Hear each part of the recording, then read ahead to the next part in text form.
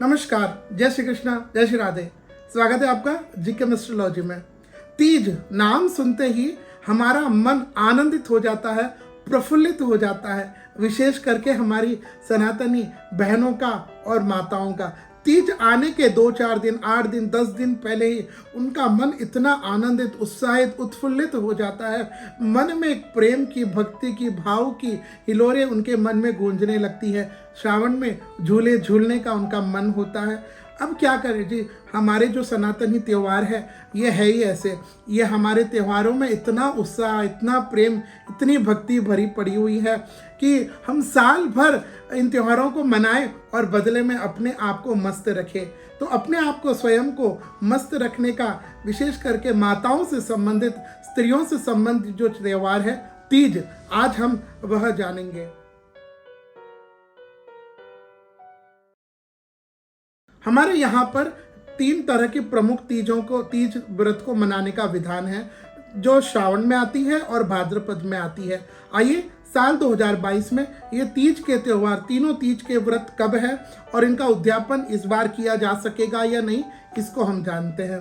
सबसे पहले मधुश्रवा, जिसको हम लोग आम भाषा में हरियाली तीज का व्रत भी कहते हैं, यह कब है? तो यह श्रावण मास के शुक्ल पक्ष की अमावस के बाद श्रावण मास से शुक्ल पक्ष की तृतीया तिथि रविवार को 31 जुलाई 2022 को इस बार मधुश्रवा हरियाली तीज रहेगी, जिसको हम लोग, बहुत लोग छोटी तीज भी कहते हैं। इसके बाद बड़ी तीज, जिसको हम लोग कजली सातुड़ी तीज कहते हैं, जहाँ शिव और पार्वती की पूजा का विधान है। लोग चंद्रमा को देख करके, हमारी बहनें माताएं भोजन लेती है और प्रसाद लेती है, अर्घ लेती है।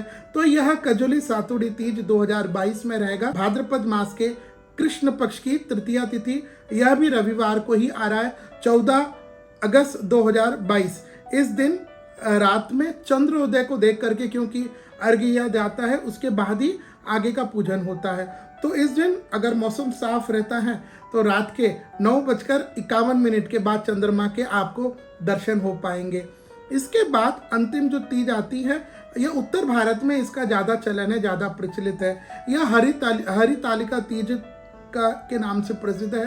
तो यह भाद्रपद मास के शुक्ल पक्ष की तृतीया तिथि को आएगी, मंगलवार दिनांक 30 अगस्त 2022 को।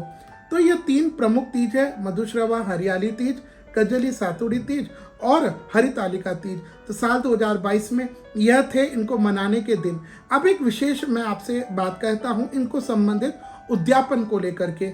देखिए, कोई भी हम जब व्रत करते हैं, त्यौहार मनाते हैं, उनका उद्यापन अगर करते हैं तो शास्त्र ये आदेश देता है कि उस दिन, उस समय तारा बिल्कुल भी नहीं होना चाहिए, तारा अस्त नहीं होना चाहिए, चाहे वह शुक्र का तारा हो या गुरु का तारा हो। यदि तारा अस्त हो तो उद्यापन वर्जित है। लेकिन 2022 में आप सभी के अच्छे कर्मों के फल से इस बार कोई भी तारा अस्त नहीं है, इसलिए आप मधुश्रवा हरियाली तीज, कजली सातुड़ी तीज और हरितालिका तीज, इन तीनों के व्रत को कीजिए, पूजा को कीजिए और साथ में आप परिवार के साथ धूमधाम से उद्यापन भी कर सकते हैं। माँ भवानी और पार्वती की आपके ऊपर, आपके परिवार पर उनकी विशेष कृपा रहे।